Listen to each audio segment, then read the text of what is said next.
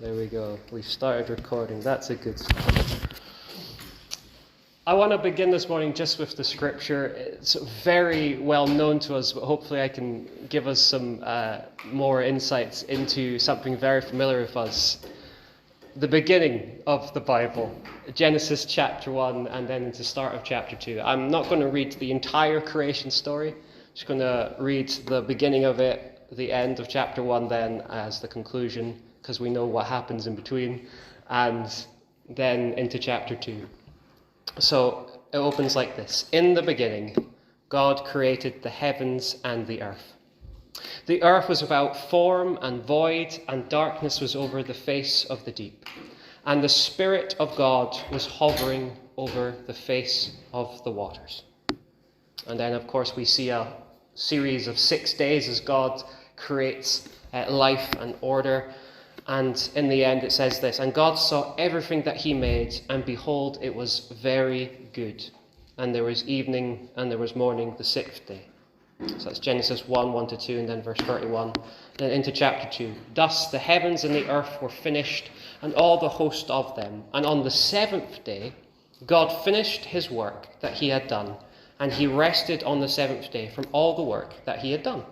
So God blessed the seventh day and made it holy, because on it God rested from all his work that he had done in creation. I want to open with a question this morning to you. Has anyone ever asked you, or have you ever asked yourself, what is the meaning of life? Deep question, right? Have you maybe ever wondered what the biblical answer to that is? Yes. Good. I'm glad one of us thinks. No. Hopefully, I want to suggest to you this morning that there's actually a deeper reading of Genesis that I think a lot of us miss, which gives us the answer to that question in this first creation story. And it's not simply through what is written, but actually through the literary structure of the story. It helps us bring some insights that this is what the whole design of the story is trying to drive us towards an answer to that question. So in order to see this, we just have to dive in. So let's get right into it. In the beginning, verse 1, it says that the earth was without form and void. In Hebrew, this is actually a rhyming phrase. It's tohu and vohu. It simply means without order. That's the tohu. And then the vohu, it's empty. There's no life there. And then there's this extra image. It says the darkness was over the face of the deep. And in the sort of the Hebrew words for this, it's basically describing this dark, chaotic ocean. And I think for us as Western viewers reading this, because we've got to remember this is an ancient Near Eastern text. It was written in the ancient Near East, and we can't simply approach it with our own modern Western mindsets, because they did think differently back then. But when we see this, we see, wait a minute, God created the heavens and the earth, but the earth, there's this dark, chaotic ocean here. Where did that come from? And so sometimes we read the first verse, God created the heavens and the earth, as maybe there's some pre-created ocean that God has made. I want to suggest that's not the best reading of this, because actually, when it says the earth was without form and void and darkness over the face of the deep, these were common ancient Near Eastern ways of saying nothing existed. You see, in the ancient Near Eastern mindset, they could, if something didn't have structure to it, if it didn't have order, or if it didn't have a purpose, to them it didn't exist. So in other words, they could describe something as materially being there, but if it didn't have order and if it didn't have a purpose, it didn't exist in their mindset. Because of that, and this ancient Near Eastern author, whom God inspired and wrote Genesis, probably Moses, he says to us through this, that through this ancient Near Eastern mindset and language, that actually there was nothing in the first place in that in the language of the ancient Near East, language of the ancient Near East. So the earth is without form and void, saying there's nothing there because there's no purpose to this and there's no life, there's no order. No order. And darkness over the face deep, it's a dark, chaotic ocean. It's the very opposite of order, very opposite of creation, in other words, very opposite of existence. So this is just a simple, common way in the ancient Near East saying there's nothing there. So There is nothing there. The passage is describing absolutely nothingness to us. And so that brings us on to the rest of the story, of course. The second verse also presents to us what's about to follow. There's without form, tohu, and then there's void, it's empty. These two problems are now what the rest of the days of Genesis are going to address. You see, the first 3 days address that first problem, the tohu. It's without order. You notice day 1, 2, and 3, God creates the very structures of the universe. God creates the day and the night in day 1. Day 2, he creates the heavens, the expanse, and then the sea below. And day 3, he creates the land. And then on day 3, you'll notice he actually does a bonus act of creation. He then creates vegetation on the land and the fruits and vegetables, etc. Then, day 4 to 6, God answers the second problem, the vohu. It's empty, there's no life in it. Days 4 to 6, God fills these environments that he's made, this structured world, with life now. So day 4, he fills the day and the night with the lights that fill it, the life, as it were, which is also another way of talking about heavenly beings, as well as the actual, of course, sun, moon, and stars, which we see on all the planets. God is filling it with life in that sense. And then the sky above the heavens and the sea, he then fills it with fish and birds in day 5. And day 6, he then creates the land animals. And then he does a bonus act of creation on day 6, just like he did on day 3. So you see, they kind of go parallel to one another. You've got day 1, day 4, day 2, day 5, day 3, day 6, and they all parallel each other. There's a literary structure to it, and it's all pointing us towards something, and it's first of all in the story, it's pointing us towards and putting an emphasis on the final act of creation that God does. Notice, as you said, in day 3, if God does a bonus act for creation in day 3, if you're reading it and you notice the structure, you could almost expect, I think there's going to be a bonus act on day 6. Well, there is. After God creates the land animals, God does a bonus act again. In fact, the bonus act of day 3 of the vegetation was preparing the way for the bonus act on day 6, because the bonus act that God does is he creates mankind in his image and likeness. There's a sense of them being as almost a bonus act that actually God, there's something special about their place. And that's emphasized by the fact that they have the very first poem in the Bible is dedicated to human beings. God created man in his image, in the image of God he created them, male and female he created them. It's a poem in Hebrew. So there's a poem dedicated to the first humans, it's a bonus act, and actually the vegetation and everything, God then gives that bonus act of day 3, that food, he gives them, basically gives it to food for the humans on day 6. Everything was being prepared for mankind. So you see that the entire literary structure of the story is actually pointing us towards mankind, saying that as we read the story, when we read the creation of mankind, we see, wow, this is the pinnacle of God's creation. Everything was pointing towards these guys. Wow, amazing. Which emphasizes the special place that God has for us in creation, which is why then God, of course, blesses them and tells them to rule over the creation with them. There was something special about mankind's place. And of course, we know this. But I think sometimes when we read the creation story, we leave it there. But there's another day, isn't there? There's the 7th day. And this is where I really want to hone in on. Thus the heavens and the earth were finished, and all the hosts of them. And on the 7th day, God finished his work that he had done. He rested on the 7th day from all the work that he had done. So God blessed the 7th day and made it holy, because on it, God rested from all the work he had done. Notice, repeats it 3 times, that God finished his work that he had done. More than that, it seems that not only is there a sort of a repetition to emphasize the importance of this day, that God has finished his work, there's also the fact that God has blessed this day. He's made it holy. None of the other days in creation have been blessed or been made holy. Why this day? It seems there's an emphasis. And then just as God sort of gave it these two attributes. It's mirrored by the fact that the word for rest is then repeated twice as well. God rested, God rested. It really wants to emphasize that this seventh day is important. In fact, even more important than the other days. This is further emphasized by the fact that the writer of Genesis has woven the number 7 into this entire creation story. There's, first of all, 7 days of creation, obviously. There's 7 announcements of it's good throughout this entire story. And then there's 7 Hebrew words in the opening line in verse 1. Then there's 2 times 7 words in the verse 2. And then on the 7th day itself, the description of it is 3 lines of 7. You notice the build-up there. It's like 1 line, then 2 times 7, and 3 times 7. This is the important thing. The entire passage through the literary structure is trying to tell us, look guys, this 7th day, yes, all of this is important. I made all of this. Mankind, they're the pinnacle of creation. Fantastic. But even beyond the pinnacle creation, even beyond the creation of man, the writer of Genesis is trying to tell us, this 7th day, this is the reason we exist.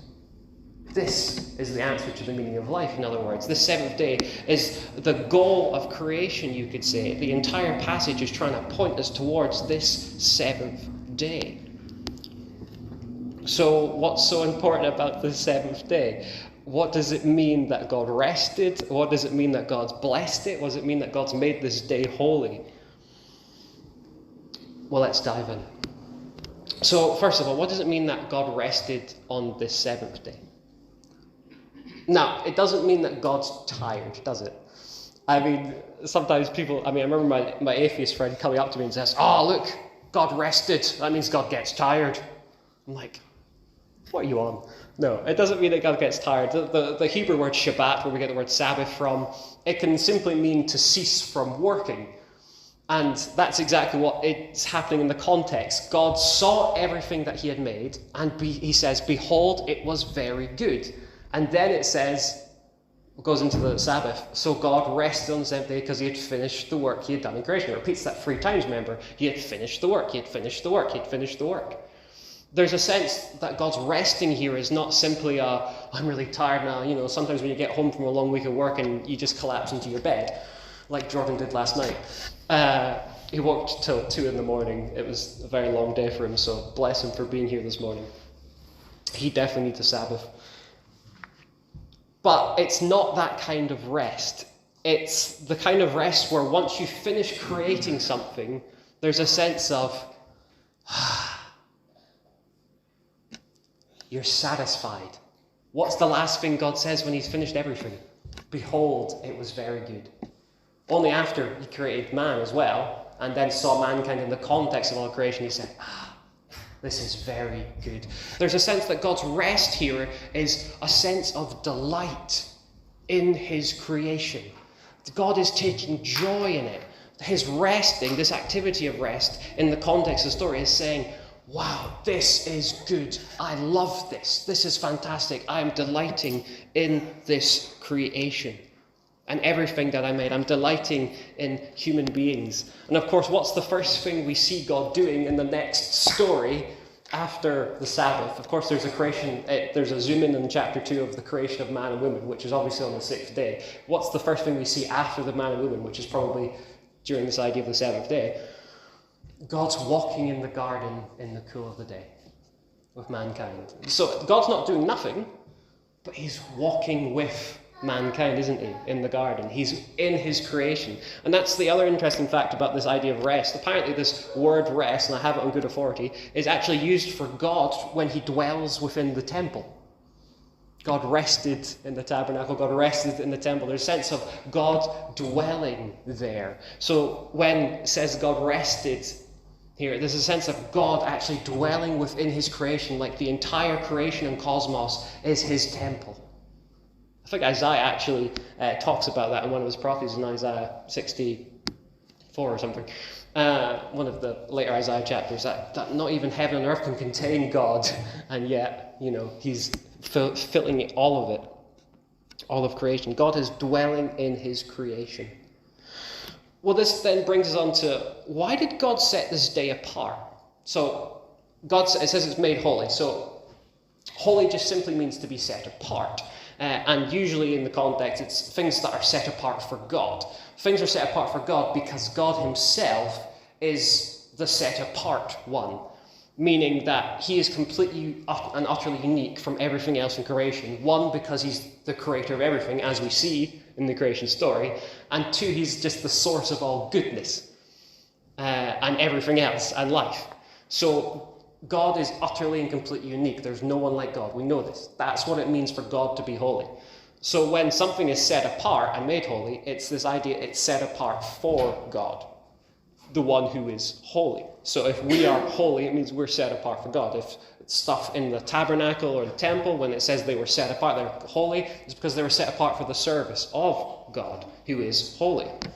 But God sets the seventh day apart. Well, why? God's already resting. God doesn't need to set it apart for himself, does he? He's already resting in it. Why would he set apart something for himself when he's already holy?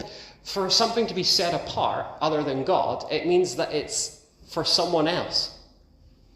For God to say, this seventh day is holy, it means he set this day apart, not for himself, but for other people, i.e., everything else that he made and mankind whom he places as in a special place within his creation to rule over the fish of the sea, to rule and reign with him in creation.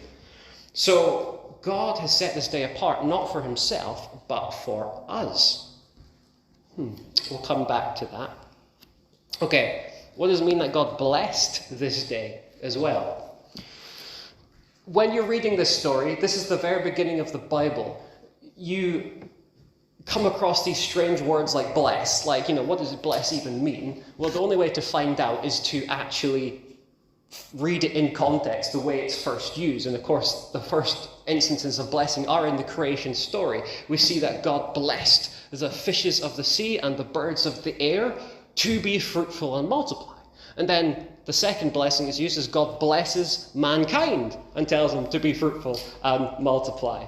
So in both instances of blessing so far, and these are the only two instances before this instance of blessing, there's an association between God's blessing and the flourishing of life.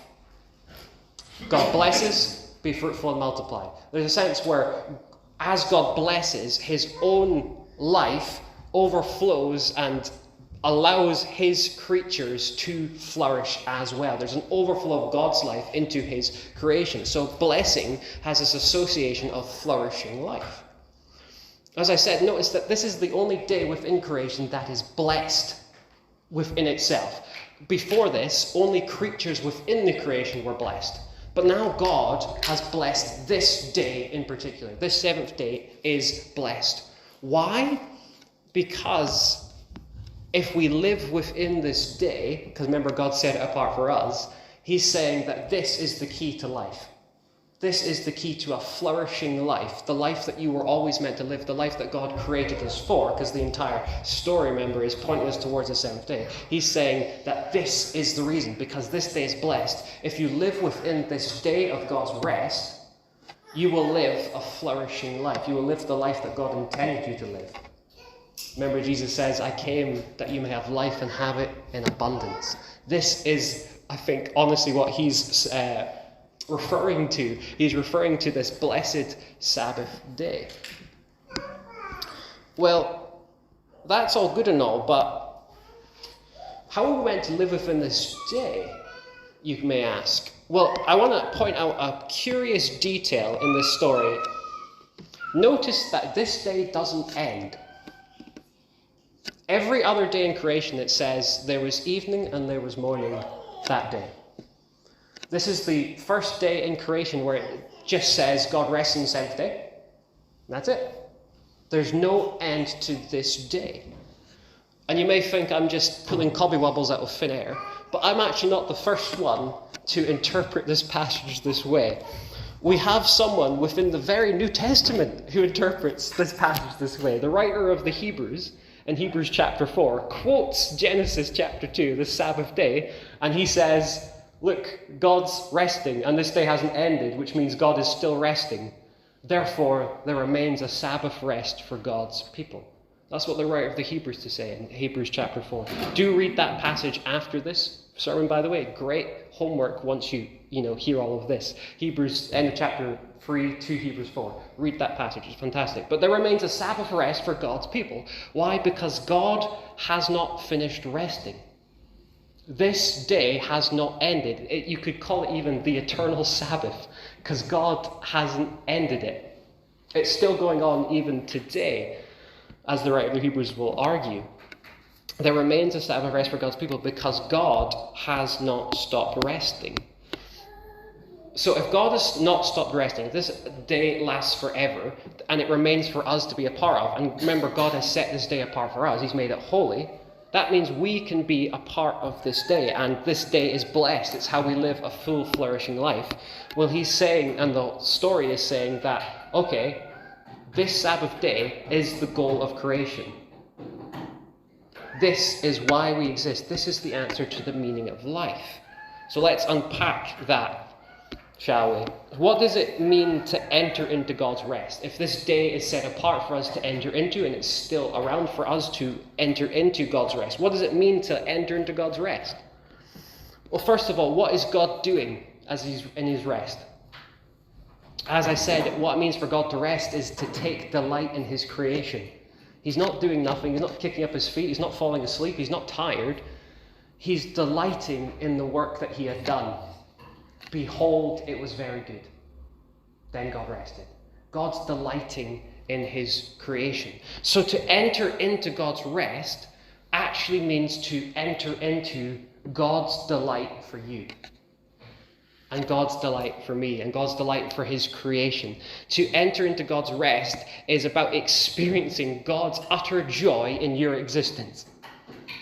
And the implications of this are quite huge if we really embrace it, because I think sometimes we like to either have this label over ourselves that we're not good enough, or we're this or we're that, and people speak over us and say, oh, we're this and we're that. But actually God's word to you this morning is, behold, you are very good. You are very good. You are fearfully and wonderfully made in my image and likeness. And yes, we did, in the biblical story, we fell in sin, but Jesus has come to redeem us, yes? And Jesus actually came to redeem us back to this very point right now. In the story, of course, of the creation, yes, God's created the Sabbath rest, and it didn't end. And we were part of that in the beginning, but there's a sense where we left that rest when we fell with sin, yes? We left the presence of God, where God's rest is, because being in God's rest is about being in relationship with God and delight, experiencing his delight, isn't it? So we left that rest when we, of course, sinned. But Jesus came to bring us back to that rest. Through his redemption, through his death on the cross, through his resurrection, which is why Jesus says those famous words, come to me, all who are weary and burdened, I will give you rest. He is saying, not simply, as we in the surface value, I'm going to give you some rest. He's saying, I'm bringing you back to your original purpose. The reason why you were made, which was to experience God's delight over you, to just live in the presence of God, to live in God's pure and utter delight of you. And so living in that utter delight for you is living in a new identity, isn't it? It's not saying, oh, I'm a sinner, I fall all the time, I keep sinning. Yes, you may still keep sinning, but the important thing is now is that that no longer impacts your identity, because God's identity for you is, behold, you are very good. You are made in my image and likeness. You are fearfully and wonderfully made. Behold, you are a new creation in Christ. The old is gone, the new is here. Not, I'm still a sinner falling all the time. No, you are a new creation. That doesn't mean you can't sin. But it means that your actions of sinning no longer defines your identity. Your identity now defines your actions. It's a one-way sort of system where your identity now impacts your actions to help you stop sinning now. Doesn't mean you can't sin, but yes, you can still sin. But now, if you do sin, if you do fall, if you do fail, that doesn't impact your identity anymore. That doesn't impact who you are, because who you are is a good creation, and God loves you. That's who you are this morning. God utterly loves you. He delights in you. Now, participating in God's rest is not simply experiencing God's delight. It's, of course, sharing in the activity that God is doing, isn't it? So we're entering into God's rest because God is resting, but we're also, which is his delight in us, but we're also sharing in that same activity. So if we also rest alongside with God, that means we're doing the same thing God is doing. God is delighting in us. Well, if we're to rest with God, then we are also to delight back in him and each other and the creation, because that's what God is doing. He's delighting in us and creation.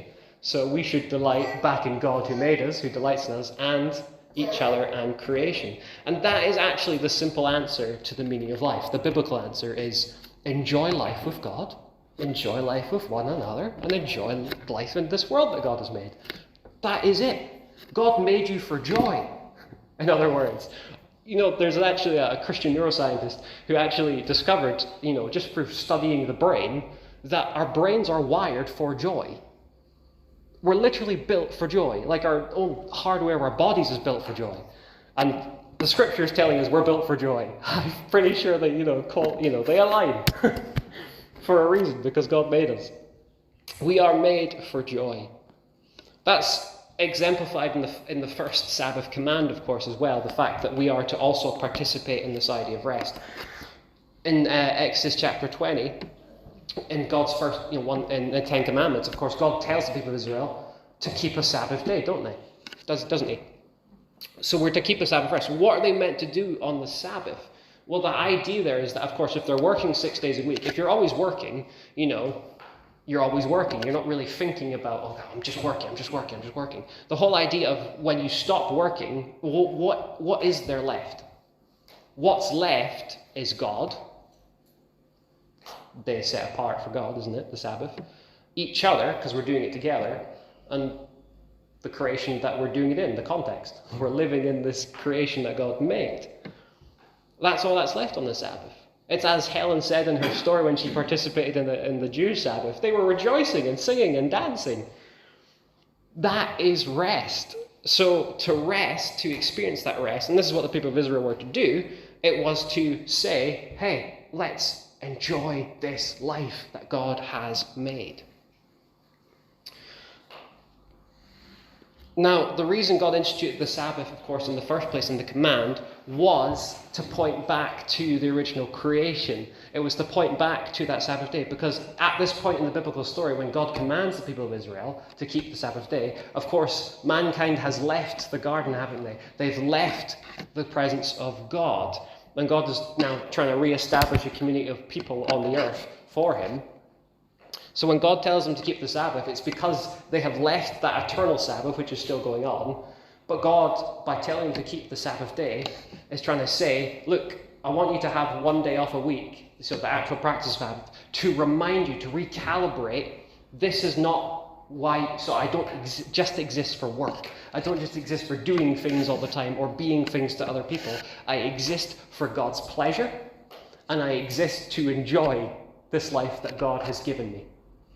That's the reason the people of Israel were to have a Sabbath. And it was also to point forward to the day, because mankind had left that eternal Sabbath completely.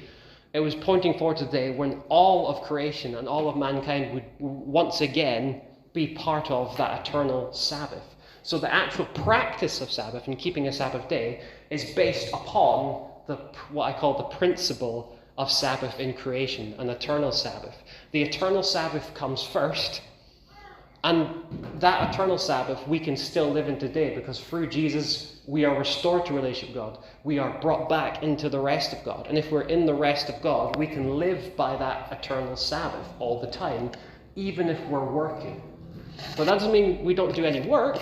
It means we're living in an attitude of enjoying the life that God has given us. That's what the eternal Sabbath is about. That's what the seventh day of creation is about. It's an attitude of how we live life. We're living life in God's delight and in delight of the world that he made, including one another. I.e., love God, love your neighbor as yourself, right? That's how we're to live. It's an attitude.